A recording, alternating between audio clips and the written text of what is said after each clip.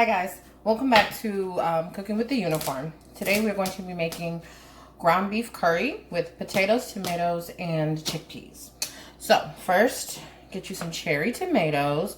I got tomato because that is my absolute favorite. Rough chop you up some potatoes. I did 3. You can do less or more depending on how you feel. And I have 2 cans of garbanzo beans, aka chickpeas. So you're also going to need some chicken broth. Have it in my nice little handy bucket because I make it myself. And listen, because you're going to need a lot of spices. So we're going to need 1 tablespoon of cayenne. If you don't like it spicy, just omit the cayenne. This works well without it. About 1/4 cup of curry powder. And don't worry, I will put all the measurements in the description.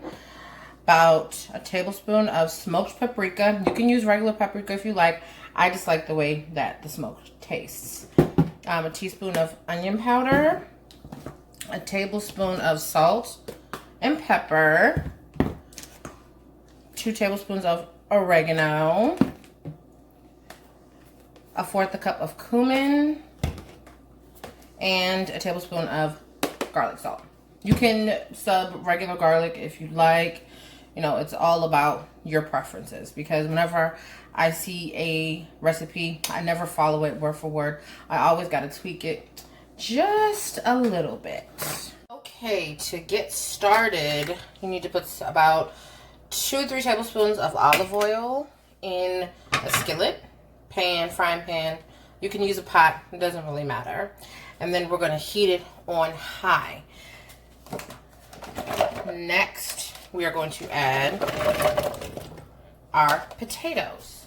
So we're going to cook the potatoes a little bit by themselves before we add the other ingredients.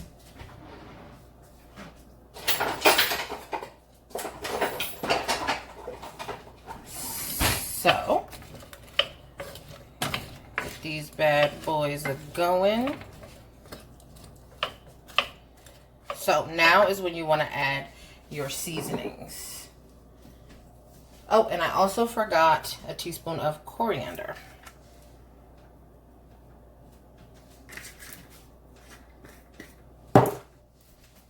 Now, sometimes I pre-measure it, but most of the time I eyeball my seasonings just because I know just about how much to put in. If you're not good at eyeballing, again, I'm going to put the amounts in the description. So I'm about to add all of my seasonings and cook these through a little bit. Okay, the potatoes have all their seasoning, and we're cooking it down some.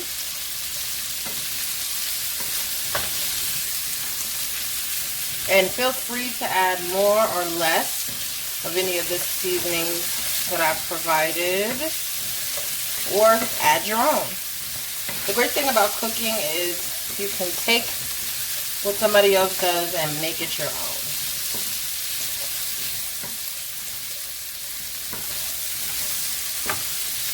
Okay, it's about time to add the chickpeas. We want them to soak up all of this great flavor that these potatoes have going.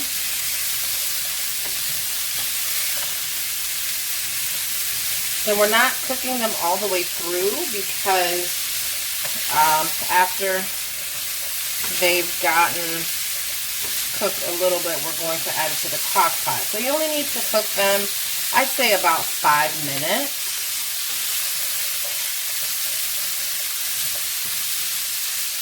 Before you add them to the crock pot.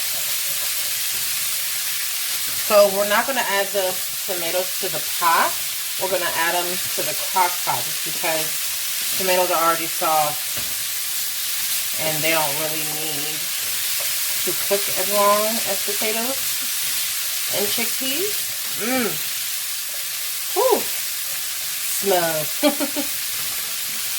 Oh my goodness, this smells amazing. Okay. So our potatoes have gotten a nice cook on them. So we're going to turn it off and move this party to the crock pot. Okay, so now we're at the crock pot and we're going to add our yummy tomatoes. Since they're cherry peppers, you don't really have to cut them. So we're going to mix that in. And then next we are going to pour our either chicken or beef broth. I have both just because when I cook beef dishes, you can use chicken broth too. We just want to make sure everything is covered. There's still a little bit more room, so I'm going to add a little bit of my beef broth. Just want to make sure all the kitties are in the pool. Now, the other thing I didn't mention was the bay leaves. So we're going to put 2 bay leaves in here.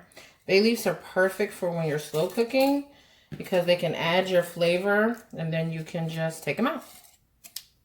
There we go, our 2 bay leaves. Now we're going to close this guy and I'm going to turn it on and I'm going to set it for 2 hours.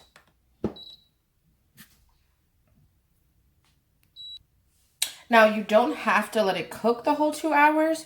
If you check on it in about an hour or so and the potatoes are softened the way you like them, you can go ahead and pull it. I'm most likely going to let it go the whole 2 hours just because I want my potatoes to be really, really soft.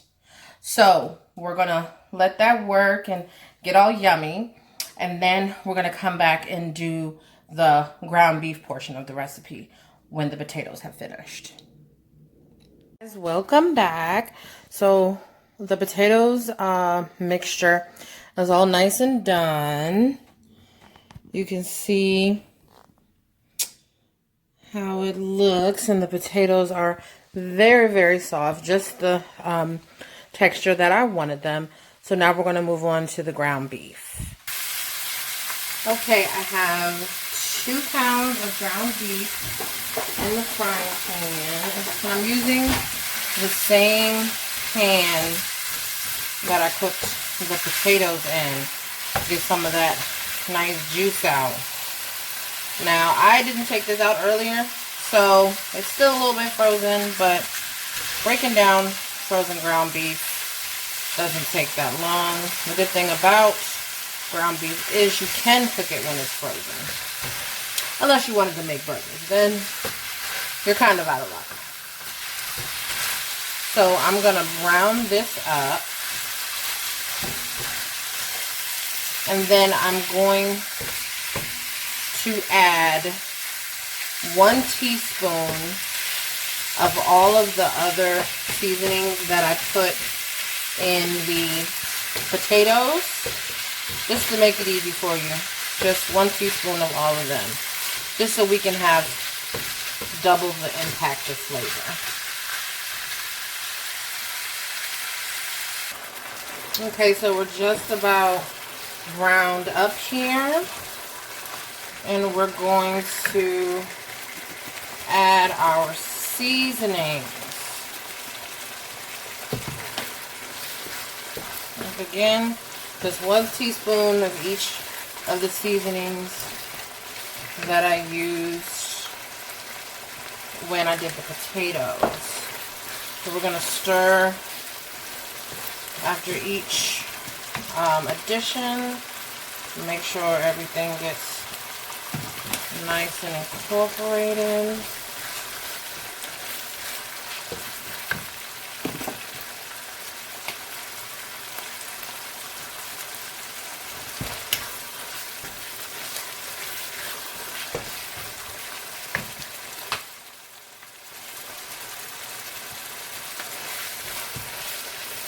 Okay, we are almost at full brown.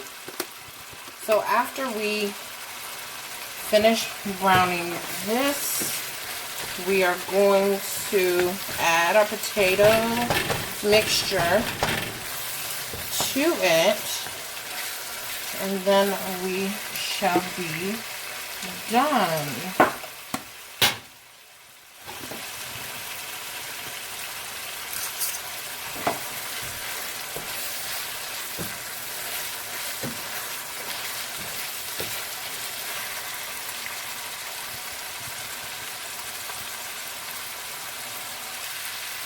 Okay, we are fully browned. Now feel free to add more salt or more curry powder if you feel like it's not curried enough.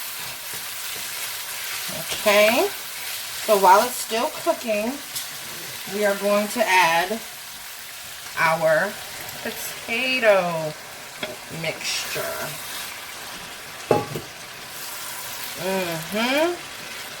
Look at that. And then you see the tomatoes have pretty much deflated themselves.